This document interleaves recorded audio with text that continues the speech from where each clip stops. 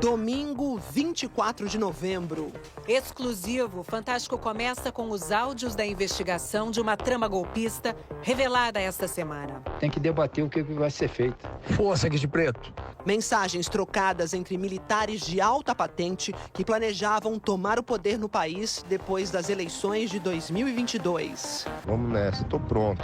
Força. Segundo a Polícia Federal, uma conspiração para matar o presidente Lula, o vice-Geraldo Alckmin e o ministro do STF, Alexandre de Moraes.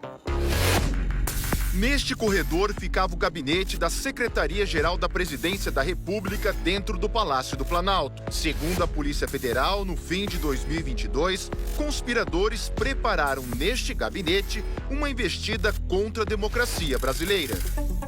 Mário Fernandes, general da reserva e número 2 da Secretaria-Geral da Presidência, usou a impressora do gabinete. E o que surgiu, revela a investigação, foi uma trama de morte para dar um golpe de Estado. O plano, punhal verde e amarelo. Qualquer solução, Caveira, tu sabe que ela não vai acontecer sem quebrar ovos, né? Sem quebrar cristais. A investigação afirma que foi Mário Fernandes quem elaborou o documento. Levou no mesmo dia uma cópia até o Palácio da Alvorada, onde estava o então presidente Bolsonaro. A data, 9 de novembro de 2022, 10 dias depois do segundo turno da eleição, vencida por Lula.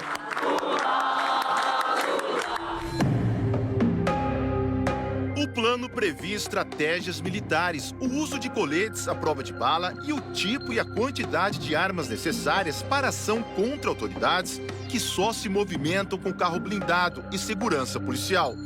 Como uma metralhadora assim que dispara 800 tiros por minuto. Um lança-granada com 4 granadas que atinge alvos a 400 metros de distância. E um lança-rojão que consegue parar até um tanque de guerra. O planejamento cita 3 alvos de assassinato com codinomes: Jeca, Joca e Juca. Para a PF, Jeca é o presidente da República, Luiz Inácio Lula da Silva. Joca, o vice-presidente Geraldo Alckmin. A polícia ainda não sabe quem é Juca. O ministro do Supremo Tribunal Federal, Alexandre de Moraes, não tem apelido no documento, nem é citado nominalmente. Mas os investigadores afirmam que ele era o principal alvo. O ministro poderia ter sido vítima de sequestro, prisão arbitrária e até assassinato, segundo a PF. Além do general da reserva, Mário Fernandes, a PF diz que o planejamento também teve envolvimento direto de outros militares de alta patente. O Fantástico teve acesso a 55 áudios da investigação, todos exclusivos. Mário Fernandes se mostra exaltado em várias conversas, fala dezenas de palavrões. Tá na cara que houve fraude, pô. Não dá mais pra gente aguentar esta p... Tá f... Nesse áudio de 4 de novembro de 2022, ele alega sem provas que houve fraude na eleição. Pessoas próximas a Mário Fernandes e oficiais do Exército responderam assim. Tô pedindo a Deus para que o presidente tome uma ação enérgica e vamos sim pro Vale Tudo. Eu tô pronto a morrer por isso. O presidente ele tem que fazer uma reunião petit comitê. Esse pessoal acima da linha da ética não pode estar nessa reunião. Tem que ser a rataria. Tem que debater o que vai ser feito. A Polícia Federal diz que o plano punhal verde e amarelo detalha as estratégias do ataque ao ministro Alexandre de Moraes, como a realização de um levantamento prévio da movimentação dele, com horários e itinerários, e das agendas oficial e pessoal. O plano também estipula a demanda, a quantidade de pessoas necessárias para o atentado. No mínimo, 2 equipes com 2 homens cada, e outras 2 com 1 homem. E um telefone descartável para cada uma dessas 6 pessoas. Segundo a Polícia Federal, um dos 6 responsáveis pela execução do plano é o tenente-coronel Rafael Martins de Oliveira, integrante dos Kids Pretos, um grupo de operações especiais do Exército. A investigação revelou que os executores do plano tinham um grupo no aplicativo de mensagens chamado Copa 2022, que compraram chips de celular em nome de outras pessoas e, para dificultar ainda mais a identificação, se chamavam por países: Alemanha, Argentina, Brasil, Áustria, Gana e Japão. E que Japão era o tenente-coronel Rafael Martins de Oliveira.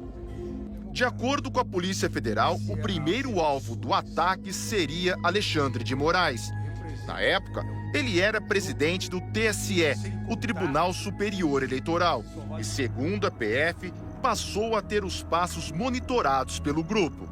Por exemplo, no dia 23 de novembro, das 6h19 da tarde até 10h30 da noite, Rafael ficou perto da residência funcional do ministro. No dia seguinte, 24 de novembro, Rafael Martins de Oliveira se envolveu num acidente nesse trecho da BR-060. Tinha chovido e a pista estava escorregadia. Um carro bateu na traseira do veículo do militar. Nada grave, mas o que o motorista que provocou o acidente não imaginava é que o nome dele apareceria nas investigações. No local do acidente, o militar tirou esta foto que mostra a carteira de habilitação do motorista, alegando que precisava da imagem para acionar o seguro. Os dados desse documento serviriam para registrar um dos chips de celular usados no monitoramento do ministro. A fraude passaria despercebida se não fossem esses dedos que aparecem na foto. O sistema, ele nos trouxe um rol de candidatos, então, à medida que o papiloscopista foi realizando a comparação morfológica, ele chegou na identificação daquela impressão digital. Era mesmo de Rafael Martins de Oliveira. As investigações concluíram que foi assim, usando um telefone em nome de alguém que não tinha nada a ver com a história, que o militar partiu para o passo seguinte do plano. Era dezembro de 2022. Apoiadores radicais de Jair Bolsonaro estavam concentrados em frente a quartéis do Exército. Muitos pediam um golpe de Estado. Nem que seja para inflamar a massa, para que ela se mantenha nas ruas.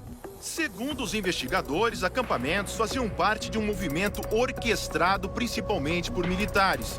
E o general Mário Fernandes se comunicava frequentemente com alguns líderes desses grupos. Talvez seja isso que o alto comando, que a defesa quer. Então, me desculpa a expressão, mas 4 linhas é o 4 linhas da Constituição é o Estamos em guerra, eles estão vencendo, está quase acabando e eles não deram um tiro, por incompetência nossa. Num outro áudio, o general Mário Fernandes disse que teve uma conversa com o então presidente Bolsonaro sobre a diplomação da chapa Lula e Alckmin no TSE. Durante a conversa que eu tive com o presidente, ele citou que o dia 12, pela diplomação do vagabundo, não seria uma restrição, qualquer ação nossa pode acontecer até 31 de dezembro e tudo. Aí na hora eu disse, presidente, mas o quanto antes, a gente já perdeu tantas oportunidades. Não fica claro que ação seria essa. No dia 12 de dezembro, data da diplomação, manifestantes tentaram invadir o prédio da PF e incendiaram carros e ônibus em Brasília. 15 de dezembro de 2022. Segundo a Polícia Federal, nesse dia, as mensagens trocadas entre os integrantes do Grupo Copa 2022 demonstram que os investigados estavam em campo, divididos em locais específicos para, possivelmente, executar ações para prender Alexandre de Moraes. A investigação mostra que 2 homens estavam parados neste estacionamento, no Parque da Cidade, em Brasília. O horário, 8h33 da noite. A cerca de 7 quilômetros dali, próximo ao STF, estava o tenente-coronel Rafael Martins de Oliveira. Ele avisa, estou na posição. Um outro estava perto da residência do ministro Alexandre de Moraes. Às 8h57 da noite, um integrante do grupo escreve: tô perto da posição, vai cancelar o jogo? Segundo a PF, o homem que estava no comando da ação dá a ordem: abortar. Naquele dia, a sessão do Supremo terminou mais cedo, o que pode ter atrapalhado o cerco ao ministro Alexandre de Moraes. E uma nova informação apurada pelo Fantástico pode explicar por que a ação não foi concluída. Nesse mesmo dia, segundo investigadores da PF, o então comandante-geral do Exército foi até o Palácio da Alvorada para uma reunião com o presidente Bolsonaro. E o resultado dessa conversa pode ter interferido no plano golpista. Marco Antônio Freire Gomes foi o comandante-geral do Exército entre março e dezembro de 2022. Ele disse em depoimento à PF que se recorda de ter participado de reuniões no Palácio da Alvorada e que sempre deixou claro que não participaria de qualquer ato para reverter o processo eleitoral. Em outra mensagem, Mário Fernandes reclama que Bolsonaro não assinou o decreto do golpe. Cara, o presidente tem que decidir e assinar esta merda. Vai esperar virar uma Venezuela para virar o jogo, cara? Democrata é o... A impressora do gabinete da Secretaria-Geral da Presidência da República volta a funcionar contra a democracia no dia 16 de dezembro. Segundo as investigações, o general Mário Fernandes imprimiu esta minuta num papel timbrado da presidência, com um carimbo secreto, bem grande estampado. São as diretrizes para a criação, nesse mesmo dia, de um gabinete institucional de gestão de crise, formado em sua grande maioria por militares. Para a Polícia Federal, esse é mais um indício de que estava em curso um golpe de Estado e o chamado gabinete de crise governaria o país até a realização de novas eleições, mas sem data para acontecer. Então, meu amigo, partir para cima, apoio popular é o que não falta. Um abraço, Caveira. Força. O plano para matar autoridades diz o seguinte sobre Jeca, que para a Polícia Federal trata-se de Lula. Considerando a vulnerabilidade do seu atual estado de saúde e sua frequência a hospitais, envenenamento ou uso de química, remédio que lhe cause um colapso orgânico. A investigação apontou que o agente da Polícia Federal, Vladimir Matos, passou ao grupo que planejava o golpe de Estado informações sobre a equipe de segurança e a localização de Lula. No dia 13 de dezembro, um dia depois da diplomação do presidente eleito, Vladimir mandou esse áudio. Lula estaria ali no prédio, né, do Meliá. Essa tem que virar logo, não dá pra continuar desse jeito não, irmão. Vamos nessa, tô pronto. O plano Punhal Verde e Amarelo fala o seguinte sobre Joca, que seria o vice Geraldo Alckmin. Considerando a inviabilidade do 01 eleito por questão de saúde, a sua neutralização extinguiria a chapa vencedora. A Polícia Federal não tem dúvidas. O plano propõe os assassinatos de Lula e Alckmin. Eu sou um cara que eu tenho que agradecer agora muito mais porque eu estou vivo. A tentativa de me envenenar, eu e o Alckmin, não deu certo, nós estamos aqui. A investigação afirma que a organização criminosa tentou criar um ambiente propício para o golpe de Estado. E que os fatos investigados levaram ao dia 8 de janeiro de 2023, quando radicais invadiram e depredaram as sedes dos três poderes.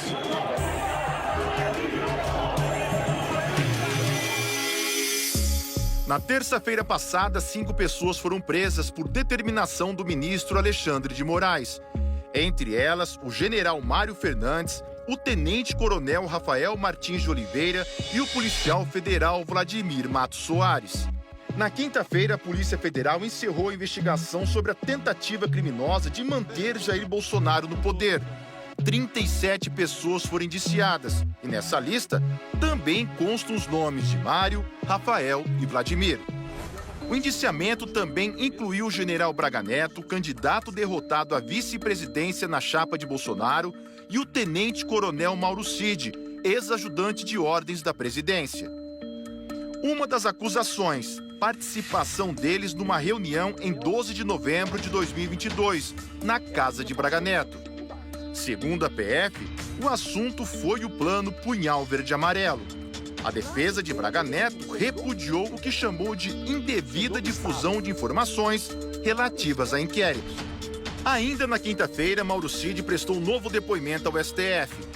O ministro Alexandre de Moraes confirmou a validade do acordo de colaboração premiada de Mauro Cid, firmado em setembro do ano passado, e considerou que ele esclareceu as omissões e contradições apontadas pela Polícia Federal. A defesa disse que o ex-ajudante de ordens continua em liberdade sob a condição de não sair de Brasília.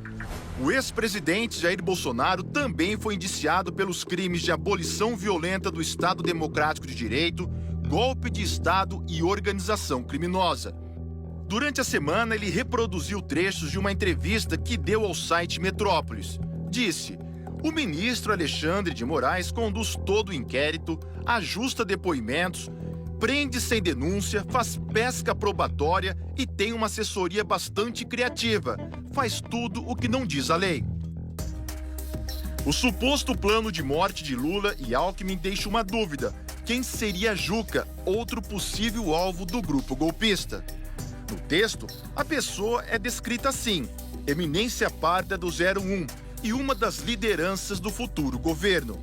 Ou seja, alguém próximo a Lula e que exerceria influência nas decisões dele. O plano diz: a neutralização de Juca desarticularia os planos da esquerda mais radical. A Polícia Federal não conseguiu identificar essa pessoa. Quando nós disputávamos as eleições, eu dizia que um dos meus desejos era trazer o Brasil à normalidade, à civilidade democrática, em que a gente faz as coisas da forma mais tranquila possível, sabendo que você tem adversário político, sabendo que você tem adversário ideológico, mas sabendo que de forma civilizada você perde, você ganha. Você consegue fazer uma coisa, na outra vez você não consegue. É esse país, companheiros, sem perseguição. É esse país sem o estímulo do ódio. É esse país sem o estímulo da desavença que a gente precisa construir. Filho Preto, um abraço, Caveira. Boa noite. Olá, boa noite. Nós não localizamos as defesas do general Mário Fernandes e do policial federal Vladimir Matos, presos esta semana pela Polícia Federal. Procuramos também a defesa do tenente-coronel Rafael Martins de Oliveira, o outro preso que foi citado na reportagem, mas não tivemos resposta. Em nota divulgada hoje, a Ordem dos Advogados do Brasil reafirmou o apoio às instituições e à Constituição e defendeu que lideranças políticas incentivem seus partidários a se afastarem de atos de violência e de terrorismo político. A Associação dos Juízes Federais do Brasil também se manifestou. A JUF disse que fatos que atentem contra a segurança e integridade pessoal de agentes públicos configuram grave ameaça ao Estado Democrático de Direito. Para a associação, essas práticas devem ser combatidas com o rigor da lei. Outra entidade a se manifestar foi a Associação dos Magistrados Brasileiros. A AMB afirmou que um poder judiciário independente e sem receio de represálias em razão de suas decisões é essencial para a democracia. Disse ainda que o funcionamento regular das instituições é uma garantia para os direitos fundamentais da população. E ainda hoje...